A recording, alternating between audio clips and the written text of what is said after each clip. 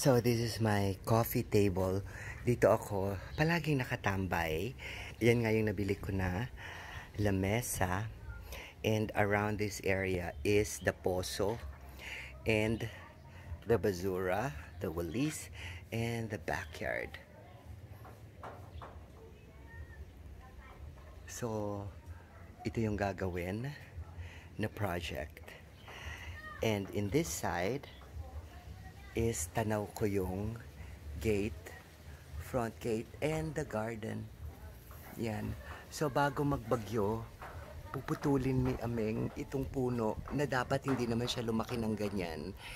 Kaya lang hindi pinutol ng mga dating caretaker. So naging puno na siya. Actually, pang anto eh. This is the plant for mga insekto and mosquitoes. So ito yung ni-rake ko kahapon.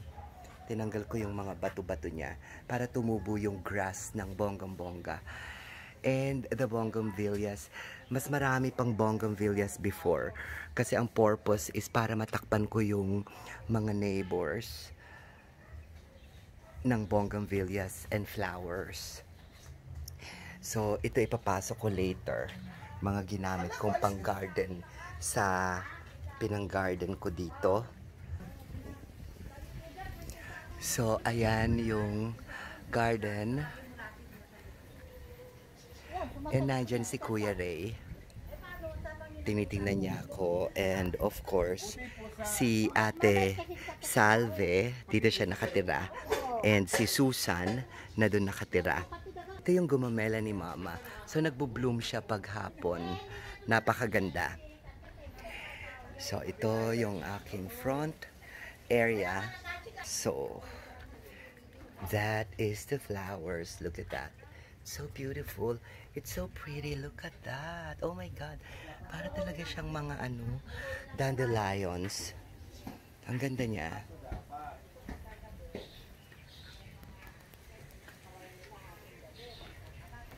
So, this is the garden.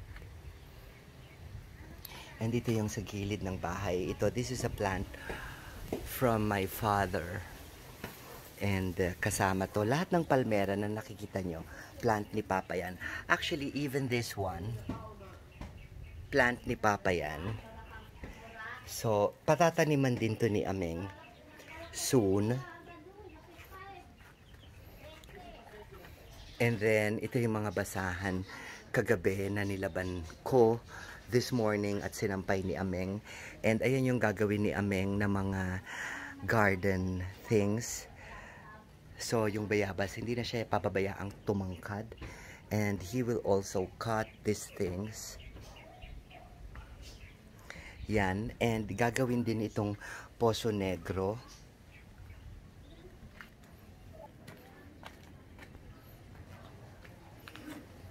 So this is the garden. Ayan, lalagyan ng mga bato-bato yan eh. Kasi aayusin ni Ameng itong garden, itong backyard. Lalagyan niya ng mga vegetable garden. So yung mga bato, kailangan matanggal. And ito yung hakutan ng bato for today's video. So nandito na tayo ulit sa aking coffee table. And I'm surrounded by the love of my father. Yung mga kanyang palmera. Nandyan. So, ang tagal-tagal na yan. Even the grass, yung Carabao grass, matagal na siya. So, ito na yung mga huling hirit ko dito sa Papa's house. And papunta na ako today sa Cavite. Pero dadaan muna ako sa Plaridel, sa house ng sister ko, para bisitahin yung sementeryo to visit my mother and my father.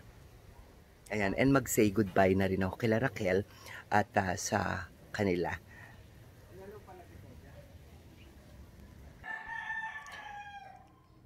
So, yan.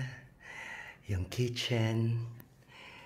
Ito na yung mga huli kong lovely sight for my eyes. And hopefully, pagdating ko, maganda at bago na tong kitchen na gagawin this year. This will be the project. And nakuha ko na yung kanyang quotation.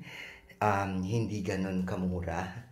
So, medyo mahal. But I'm sure it will be very good. It will look good. Diba? So this is the cleaning materials. And that's the basura for nabubulok. And the percolator, I will place it doon sa kwarto.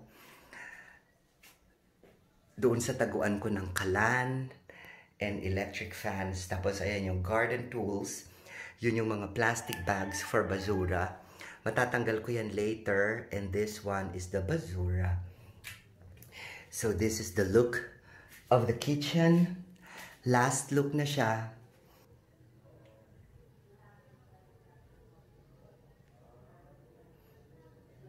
And here we are sa dining and living area.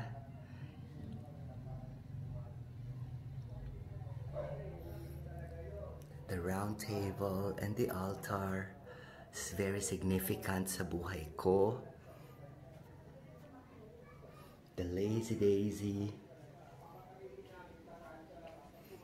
And this is my mother. Goodbye, mother. I hope you're happy na binisita ko ulit po yung bahay nyo. And of course, si Papa. I hope you are all happy. Ito yung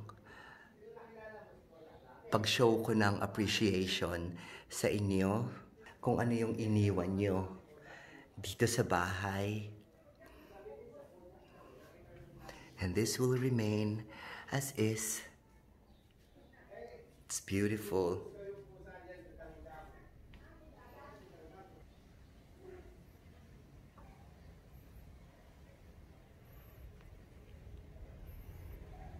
Thank you so much. Thank you, Papa and Mama, na natitira namin kung saan kami lumaki at nababalik-balikan ko. So this one is the bedroom. So ayusin ko pa siya because may mga unnecessary things pa. Like this curtain, I will place it there sa mga drawers. So hello there. So everything is fine. So nandiyan na naman. Wow! Nandiyan na naman yung taho. So let's do it. Hello, Kuya Bert! Hey, madam. Good morning. Good morning, madam. Dalawang taho.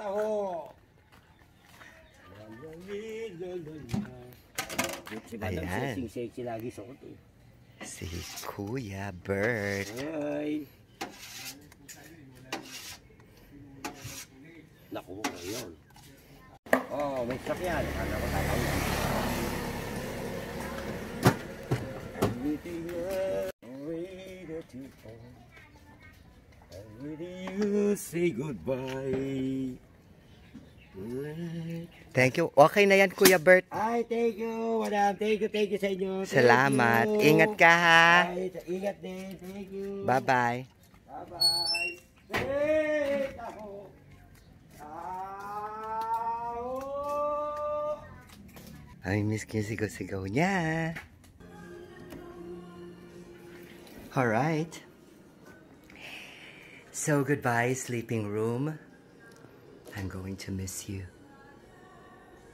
Thank you very much for the 3 lovely nights na pinatulog mo ko dito ng mahimbing at safe, maski hindi safe. I'm so happy, so I am saying goodbye. Hindi na ako nagpalit ng bedsheet kasi pagdating ko, saka papalitan na lang. Pero every week, papagpagin naman yan ni Ameng. And magiging maayos siya. Goodbye, room. Thank you so much. And the toilet and bath is also okay. Goodbye. Thank you very much for the 3 days na nalinis yung katawan ko, napawi yung init ng katawan ko, and I'm so thankful na meron akong functional na toilet and bath. So soon, hopefully, ma-renovate at maayos na rin to para mas maganda at masarap ang buhay. And the toilet seats. So goodbye. I will miss you. Okay, goodbye kitchen. Thank you for the service. And ito yung binili kong coffee table. So, nandito na siya sa loob. And maayos naman na siya. Naka-defrost na yung ref. And hindi siya sinasara, guys, kapag naka-defrost. So, just leave it open. And na-disinfect ko na siya at nalinis ko na siya ng very, very light. So, everything is fine. And the house. Goodbye. I will miss you. Mamimiss ko ng sobra-sobra yung pagstay ko dito. Nag-enjoy ako overall. Pero it's time to say goodbye. And sana makabalik ulit ako next year. And sana maging maganda yung buong taon ko para makabalik ako dito at ma-enjoy ko ulit itong bahay na to. And I hope na maging safe at blessed itong loob ng bahay. So, bless our home.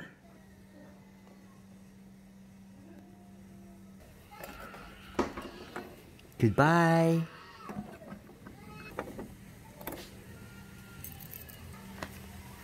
Goodbye, house. Goodbye, house.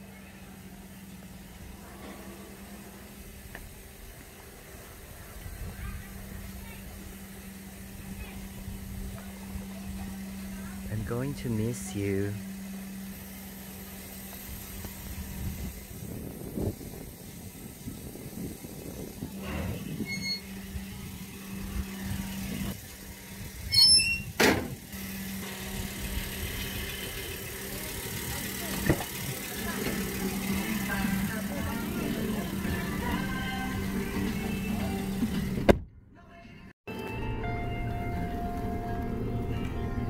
Thank you so much.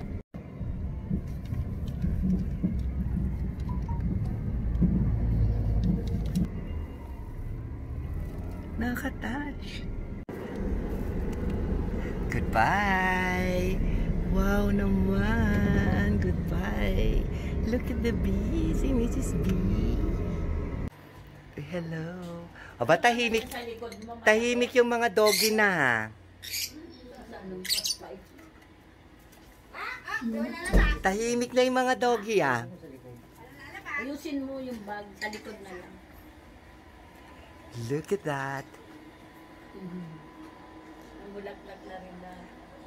Wow. Mama, Papa, galing ako sa bahay nyo. Hi, Lay.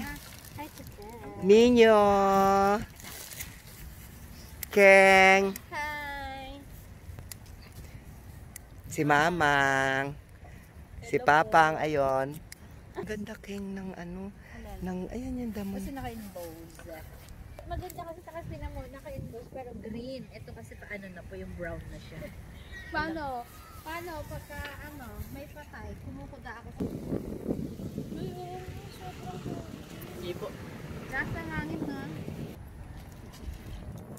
Ganda. Nakakas, bye! Bye-bye! Bye ha, bye-bye! Thank you.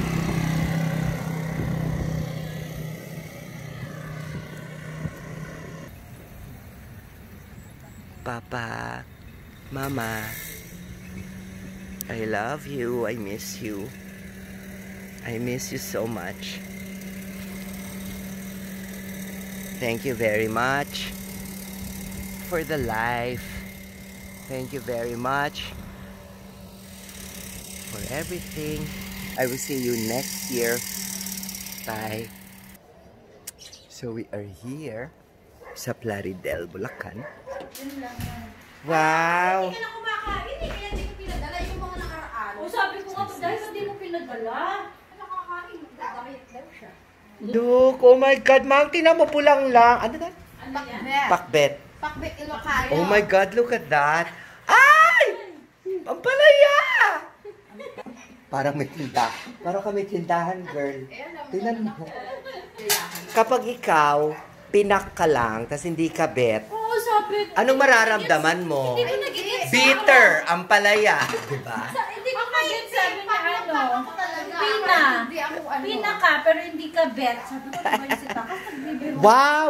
Ito, You like it? kahit na anong pagsubok sa buhay, kaya mo to.